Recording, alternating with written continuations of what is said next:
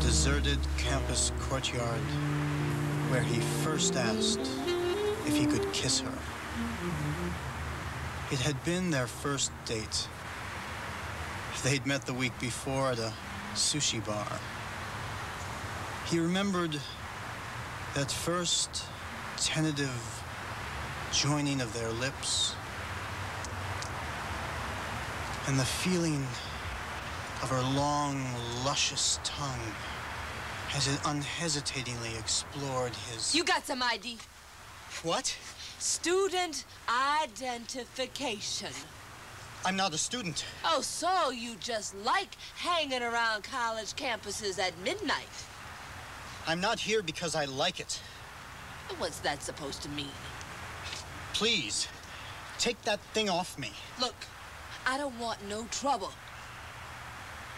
I'm not dangerous. Would you please take that light off me? Oh, you don't look dangerous. But how am I supposed to know? I've just been sitting here. Yeah, well, there are plenty of public places for a person to read a book in this town, and this here ain't one of them. I'm not a hoodlum. I'm not a rapist. I'm a writer. You read that?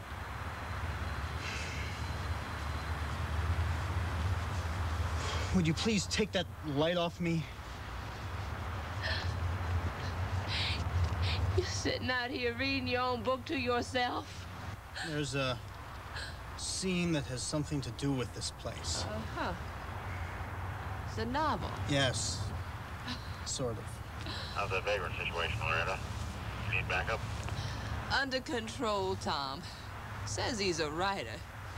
He's sitting in the courtyard reading a book. A writer? You better bring him in.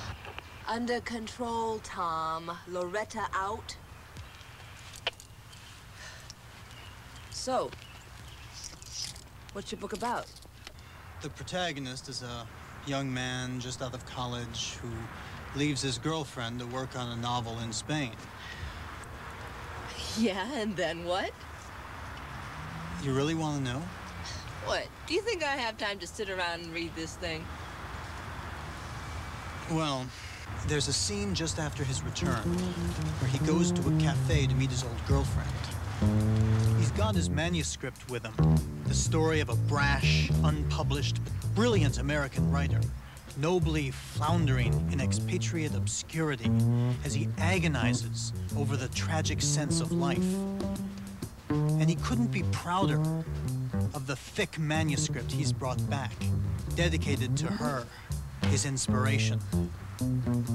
He's hoping to win her all over again with it and return to Spain a published conquistador, with her, his bounty, at his side.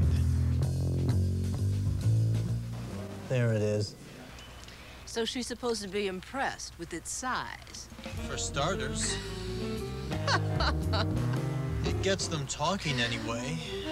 They have lunch, and then... I love your cheekbones and the sockets of your eyes. I love your jaw and the slope beneath your lower lip. Really, Max? I've tried not to think about you since you wrote me about him.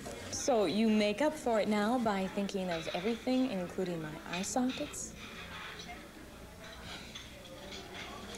I don't like your hair. It's cut too short. Your ears stick out. I like my ears. All right. You have the greatest pair of ears in the world. And the lobes? Lobes, too. You have the greatest pair of lobes in the world. Except for mine. You don't even have lobes, only earrings. Do you like them? Did he buy them for you? I asked you if you liked them. That depends.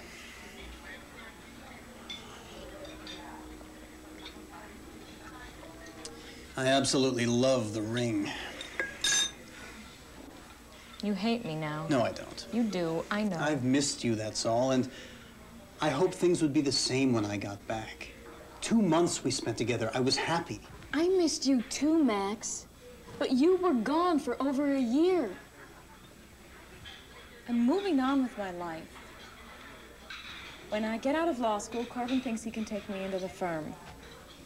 I'm going places. Corbin and I are going places together. You're making a big mistake. How's that? Because you've got real potential as a writer. No, the stuff you did in class showed promise, and we could show promise together in Spain. Max, that was a course that I took in college. I got something tangible for my efforts, a grade. If I hadn't been convinced that I could get the grade I wanted, I would have taken some other class. My commitment to writing and life is practical. Realistically, Max, what kind of rewards did you expect as you slaved over this thing? Well, I was hoping you. I am not about to drop everything and run off to Europe with a starving artist. You don't even know how you're going to support yourself, let alone a companion. But that's the fun of it. Max, you don't look like you're having fun. I will be if you join me. We could be brilliant together. You like the idea of my becoming a writer because it could benefit you, Max. But I've got my own interests. Litigation feminism? Power feminism. If you don't return with me, you're going to be nothing but a loafer. Like Corbin. He's making a lot of money, Max. Yeah, pushing papers around. Anybody can do that. Including you.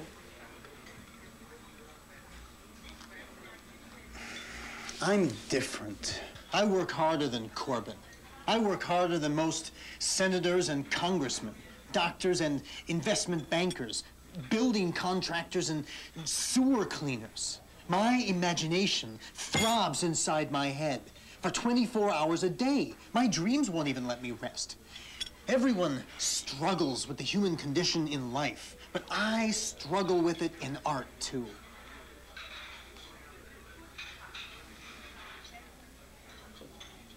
I carry twice the load. Sounds to me like the idle talk of a loafer. Would you like the bill? Yes, thank you. With it, bring a rosary for the litigation feminist here. And some more coffee.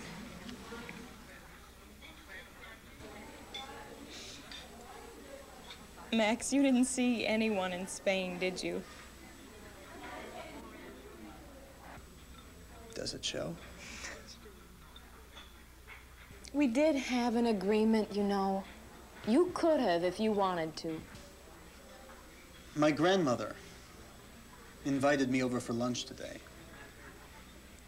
She lives close by. She said, I have so much what to eat, I have what to throw away. She wouldn't approve. Of this place? Of me. She would say you were very nice for our shiksa. Would your family have approved of me? That's not really an issue anymore, Max. Anyway, you know how I want to raise my kids. I have certain feelings. I respect your feelings. I do respect them. I pray for you, Max. At least once a week. I'm flattered. And insulted.